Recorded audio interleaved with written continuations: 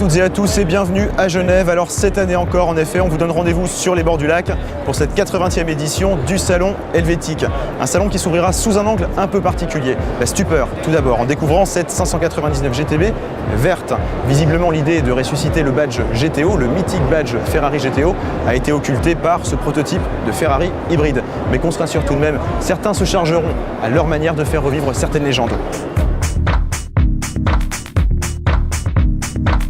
À côté des 458 Italia et 599 GTB Fiorano déjà connus, Ferrari a donc dévoilé le iKERS, laboratoire roulant doté d'un système hybride inspiré du KERS utilisé en F1.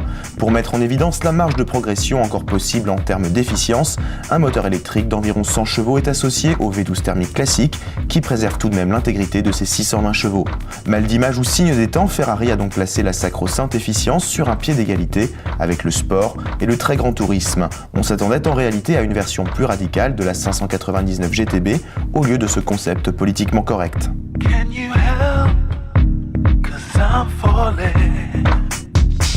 Pour la déraison, il faudra regarder chez les voisins, Bugatti entre autres, qui propose une énième série spéciale de la Veyron Grand Sport. Le monstre de carbone aux 1001 chevaux a déjà trouvé preneur, moyennant 1 650 000 €.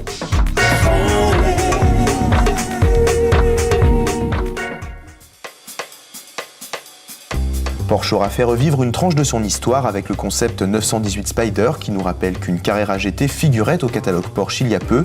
Ça ira pour cette fois, on pardonnera le V8 hybride de 500 chevaux tout de même qui se cache sous son capot. Porsche aura donc joué la carte éco-sportive puisque la 911 GT3 R, là encore un hybride, sera engagée en compétition dès le printemps prochain. En plus du Cayenne, deuxième du nom, nous serons rassurés par une nouvelle version de pointe de la 911 avec la Turbo S d'une puissance portée de 500 à 530 chevaux. Le règne du flat 6 conventionnel semble bien établi face aux attaques verdissantes. Alors chez Lamborghini cette année à Genève, eh bien c'est aussi la surenchère avec cette Lamborghini Gallardo LP 570 4. C'est tout simplement l'une des Gallardo les plus radicales jamais produites, elle se nomme Superleggera.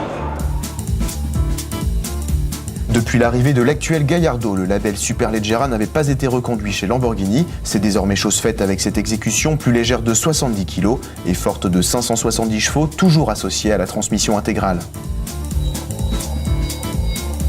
Surenchère toujours chez les supercars les plus confidentiels, le suédois Koenigsegg vient de dévoiler une inquiétante Agera de 910 chevaux, tandis que Pagani signe les adieux de la Zonda avec cet exemplaire unique baptisé Tricolore. Genève et carbone, ça va plutôt bien ensemble.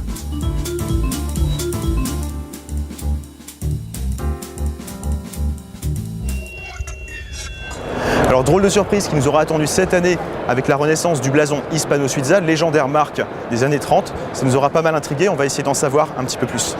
Mr. Schilling, good morning. Can you just tell us a few words about the revival of Hispano-Suiza? It's a quite an old brand and it's quite surprising to see such a revival here in Geneva in 2010. Well, the vision of the mastermind behind this project was to transfer the values of the old and traditional brand Hispano-Suiza to the present. They have been standing for performance, for power, for practicability, for image, prestige and all this. But this was ages ago.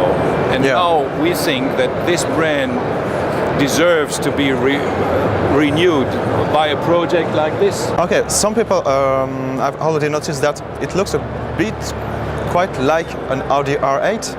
And what do you think about this?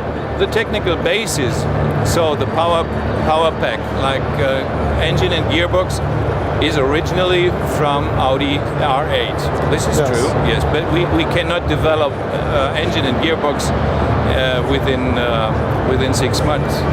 We do that because it's highest quality, and this is what we wanted. The Audi R8, and we bought this engine and this gearbox for this prototype. It's just the perfect package for this car.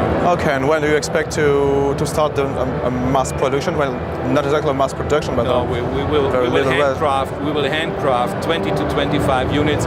I think from the beginning of August, September. So this year we don't have 20 units. Okay, Mr. Schilling, thank you very much. My pleasure.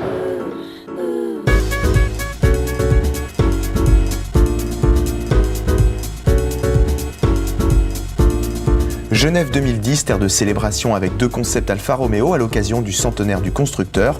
Jaguar de son côté fête ses 75 ans en blanc avec une série spéciale de Jaguar XKR. C'est aussi quelques premières européennes comme BMW avec la nouvelle série 5, désormais institution bavaroise et dont un concept hybride pointe sa calandre. Mercedes de son côté aura marqué les premiers pas du cabriolet classe E, ainsi que d'un audacieux concept annonçant le futur de la marque à l'étoile. Son nom F800, son rôle apporter un peu de sérénité dans ce monde de brut figuré par la dernière née des Audi RS, la RS5, déclinaison survoltée du coupé A5 fort d'un V8 FSI de 450 chevaux qui toise une BMW M3 tout d'un coup bien timide, M3 qui ne gagne pour l'occasion qu'un pack d'accessoires. Chez Bentley, fausse surprise avec la Continental GTC Super Sport, variante cabriolet du coupé à bicarburation essence bioéthanol présentée l'an dernier, mais toujours le même esprit qui trouve à être sublimé en passant entre des mains étrangères. Alors cette année du côté Bentley, on sera resté au final relativement sage et la principale nouveauté sera passée par l'intermédiaire du carrossier italien Touring qui nous signe ce break de chasse baptisé Continental Flying Star.